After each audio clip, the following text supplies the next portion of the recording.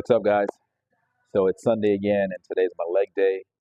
Um, Today, I'm gonna work a little bit with Mincer's protocol, pre-exhaustion, and then moving on to the compound lift.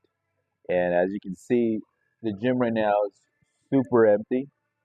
So this video is gonna be sort of like a one take, if you will, with the exercises that I'm gonna do because I'm gonna showcase how I perform the exercises and then how to move about the exercise with very little rest in between. So what you'll see me do right now is just kind of have my stations kind of set up. There's nothing I can do with the leg extension machine besides just set up the seat. But I'm gonna go set up the Smith machine so that when I'm done with my leg extensions, I immediately go right into Smith machine squats. So the workout for today is gonna be that leg extensions, Smith machine squat. I'm still gonna hit my hamstring curls, and I believe um, hit the calves right after that, seated and then standing. So, and then I'm gonna walk you guys through it as well.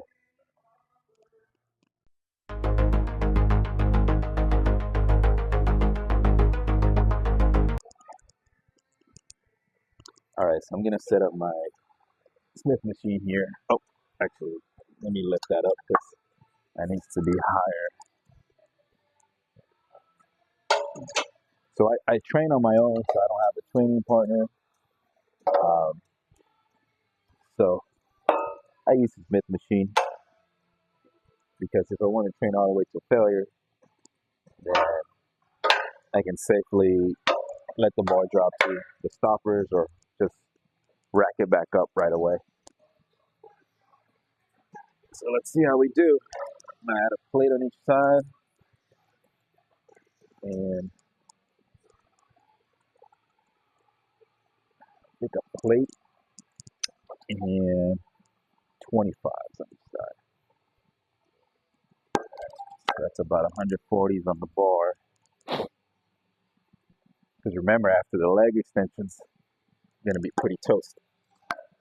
So let's see how it goes. All right, I got my Smith machine set up. I got my hamstring curl set up. Leg extensions ready to go. I believe. Let me double check. Let's see if the seat's okay. There we go. Cool.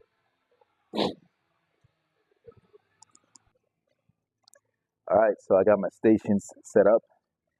So it's going to be an intense leg session. Now I start off with a warm up just to get the legs ready for what's coming, especially on the leg extensions. So I have it at 120 right now. Still a little bit of a static hold just to get those legs fired up.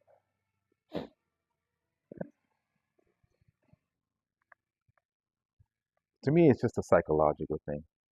I don't know, sometimes going in cold, if you're going to do like a heavy weight, or let's say like a new personal record, can be a bit much. And I'm always I err on the side of safety, so I want to make sure that if I'm going to do a new personal record weight wise, I'll make sure my joints are properly warmed up.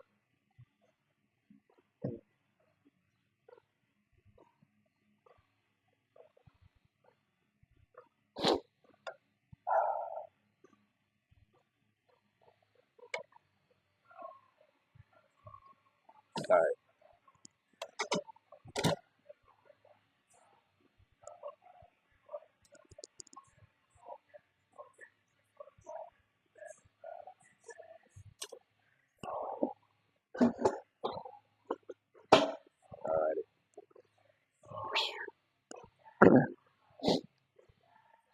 So that's pretty warmed up.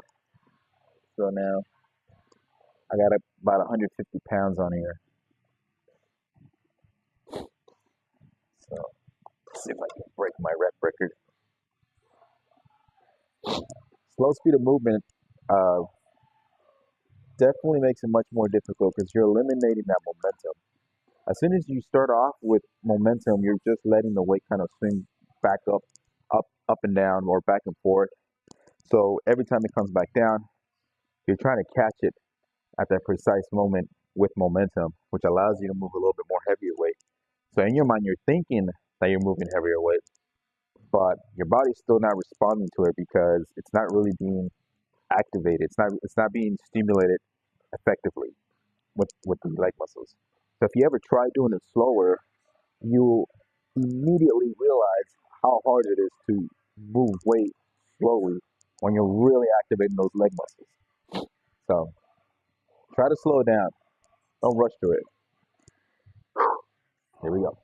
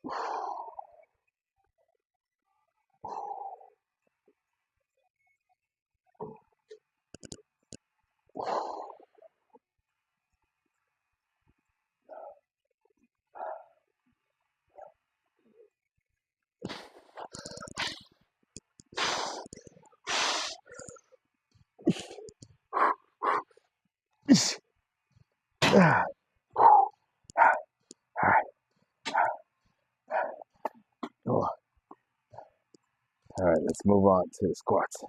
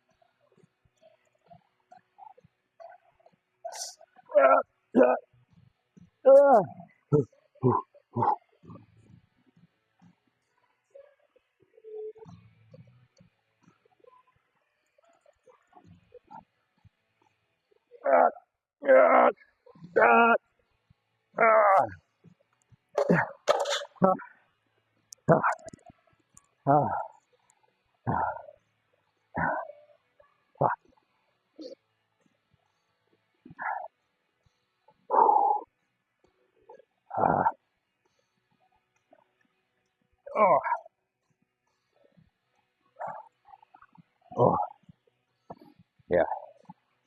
I did another rep. I knew that shit wasn't gonna come back up. All right, hamstring. Come on. Very little rest, guys. That's how you get your cardio done without running.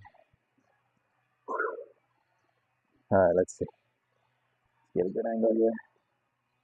Whew.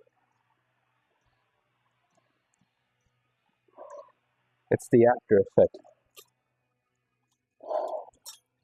that really hurts. Yeah. All right, here we go. Same thing here. You don't want to use momentum for those hamstrings. You want to control the weight at all times.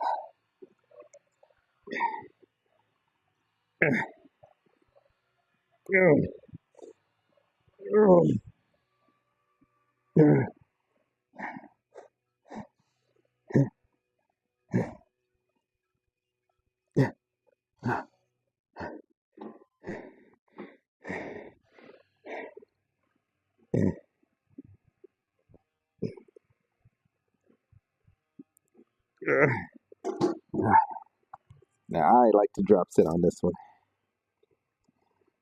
I want to make sure I really get those hamstrings working.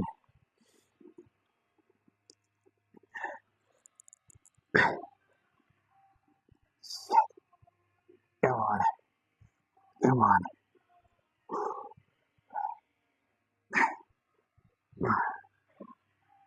come on,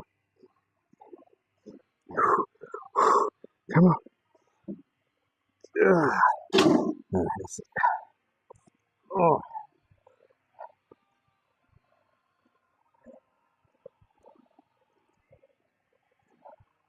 oh. Now that's difficult to stand up.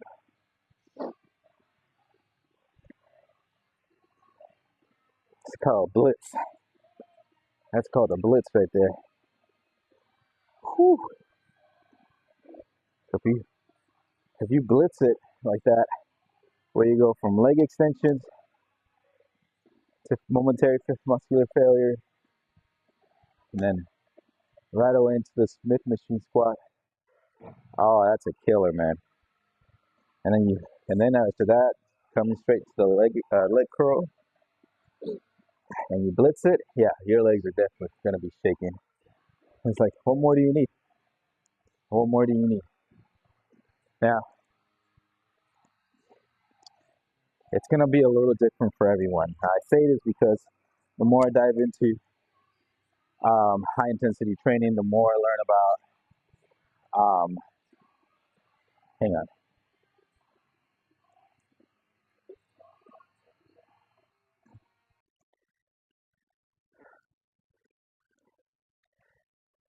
All right, sorry.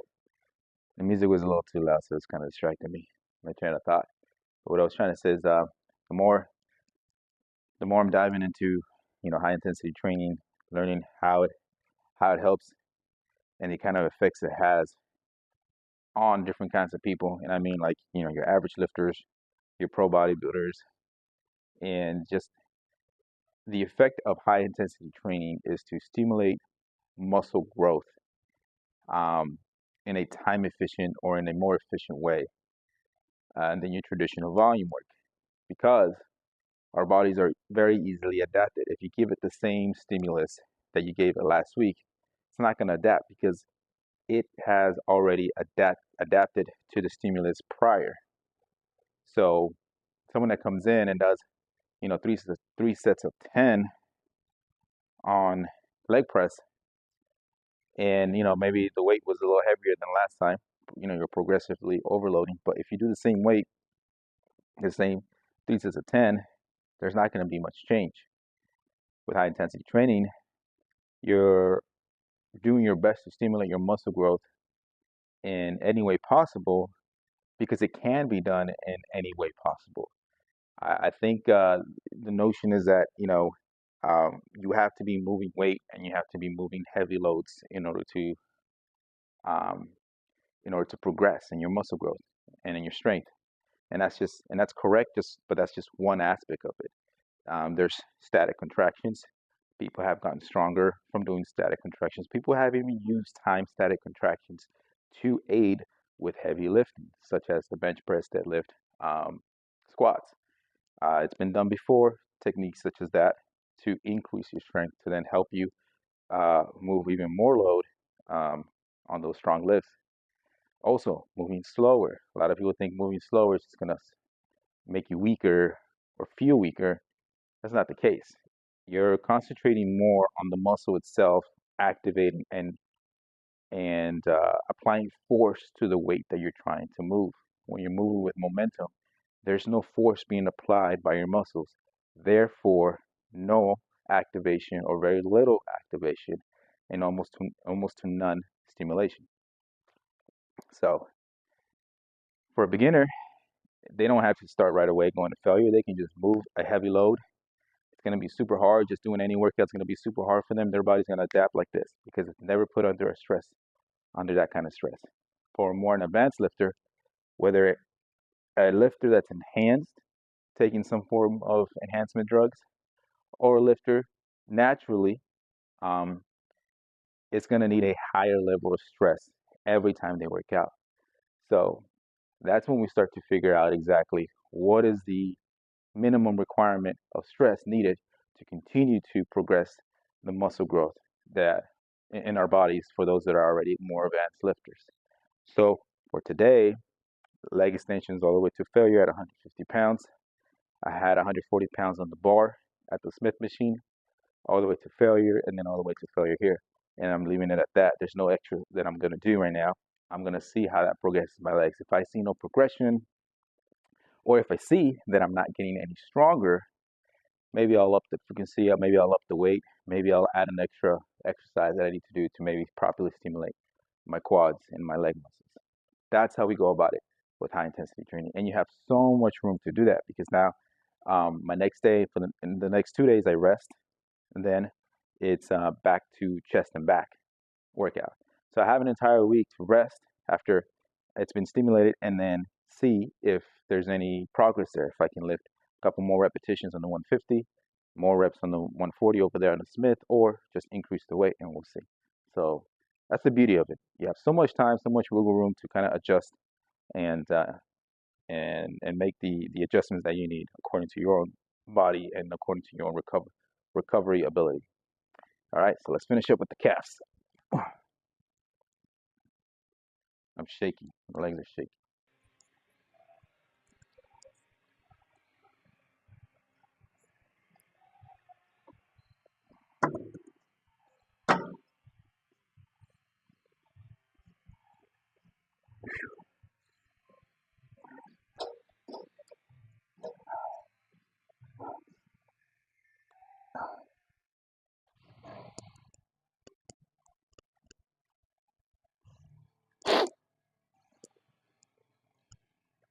Okay, so I like to do seated calves and then follow that up immediately with standing body weight calf raises.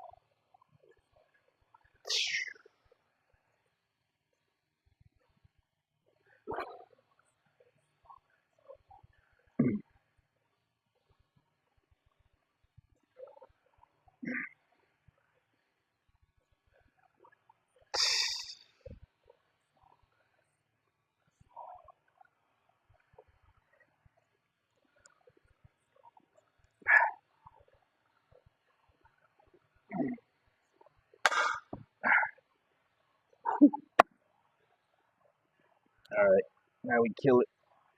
Standing calf raises.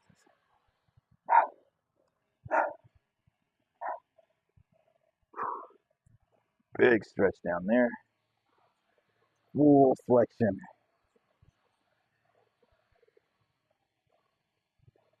Gotta flex hard. Flex hard. Squeeze the muscle. Gotta be a full contraction. Otherwise, what's the point?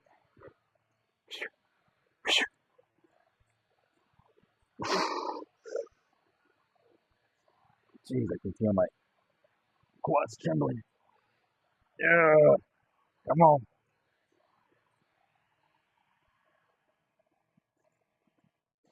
Come on, squeeze, squeeze, squeeze. Whew. Come on, come on. All the way, full contraction, full contraction. Come on.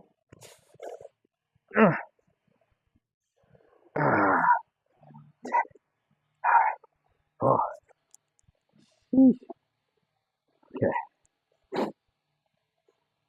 Legs are toast. Whew.